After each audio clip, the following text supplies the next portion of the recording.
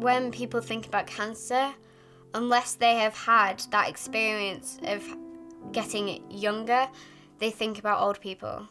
Cancer is a very real thing, no matter your age, and the fact that I've had it long enough that I can't remember being diagnosed, it's a scary thought, but it needs realisation that this is a real problem and this needs to be sorted. Kidscan exists purely and simply to facilitate the development of new treatments, to look at new diagnostic methods and to try and understand better the differences between childhood cancer and adult cancer, so that we can make a bigger difference to the lives of these families and children that are caught up in this terrible disease.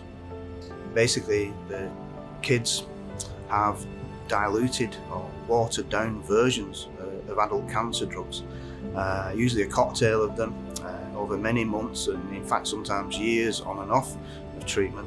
And if you look at what these traditional chemotherapy drugs do to cancers, as well as destroying the cancer and stopping the cells that are dividing from growing, they also affect the normal cells within the body. And if this is going on for several months and several years, then this can be very accumulative in the damage that's done, and it causes absolutely awful side effects long term.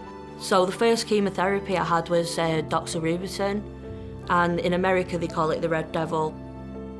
I was told that they start off at quite a high dose and see what you can tolerate, so the damage is already done. I've lost a lot of my hearing, so I have hearing aids, I've got tinnitus, my eyesight's terrible, I've got diverticulitis now, and an awful lot of pain as well. I get a lot of neuropathic pain. Because there aren't any treatments for young people or children, we get given adult treatment in supposedly smaller doses. It would be nice to have age-specific treatment that we know that we can give to that age group that isn't gonna screw them up in the future. What we really need is targeted therapies, drugs that actually work on just the cancer and not on the normal cells. And they are much more difficult to come by because they're very, very specific for a particular type of biochemical reaction that's going on in that cancer. So there are not as many of them available for adults or for children as we would like, but that's the future. And if you can target these drugs against the cancer rather than the normal tissue, then many of these late side effects and acute side effects of the treatment will disappear quite quickly.